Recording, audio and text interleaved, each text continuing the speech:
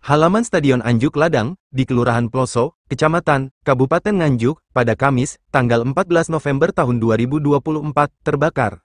Kobaran api dan kepulan asap membumbung tinggi, hingga mengundang perhatian warga.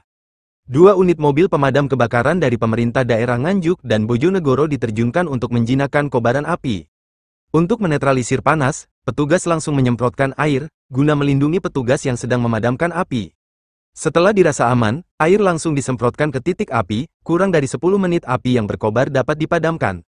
Yudi, Kabid Pemadam Kebakaran Kabupaten Nganjuk, mengatakan, ini merupakan latihan gabungan dengan Damkar Bojonegoro, juga koordinasi karena Nganjuk dan Bojonegoro berdampingan.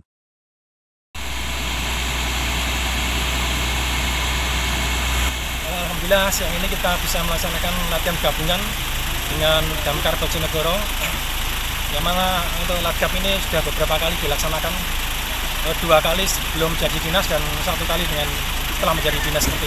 Tujuan dilaksanakan ini terutama adalah untuk pelatihan ya.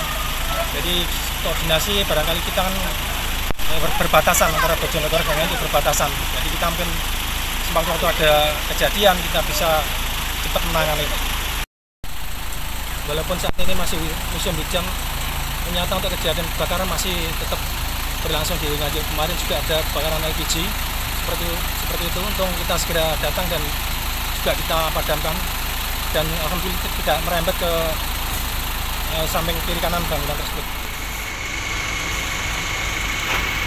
Teknik pemadaman ada 3 ya, ada teknik isolasi, teknik pendinginan, dan teknik penguraian.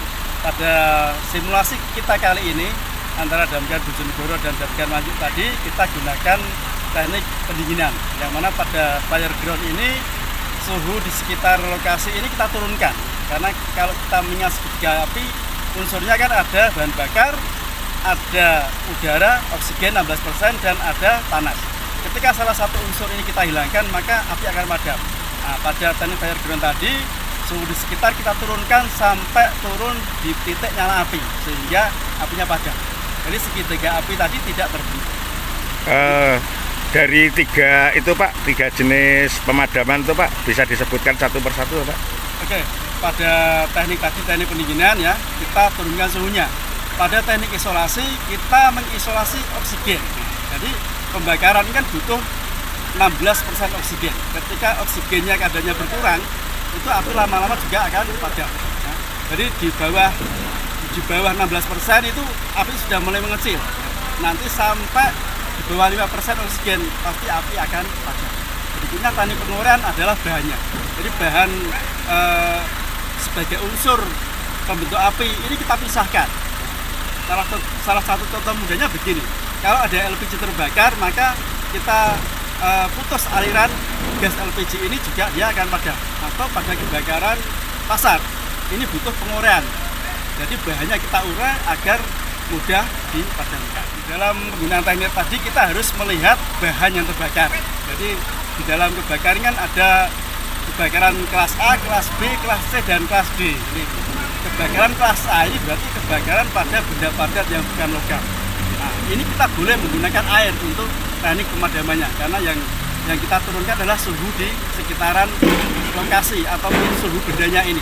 Ya, jadi misal yang terbakar kertas, terus kayu, plastik, ya ini kan bahan-bahan padat yang bukan logam.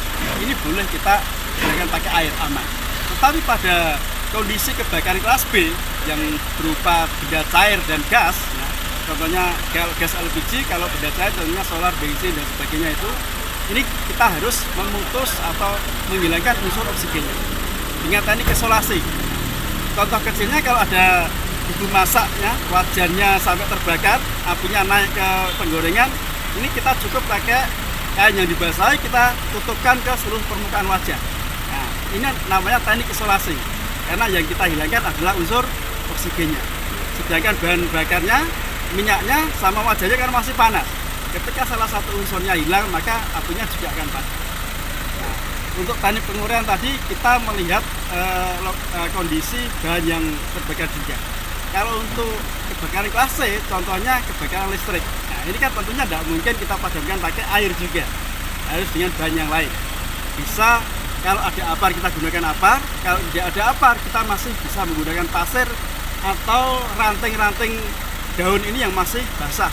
Kalau orang Jawa bilang dikebyoi atau dipukul, artinya dipukul-pukul, itu nanti juga akan padam. Tekniknya sama, kita hilangkan unsur oksigennya.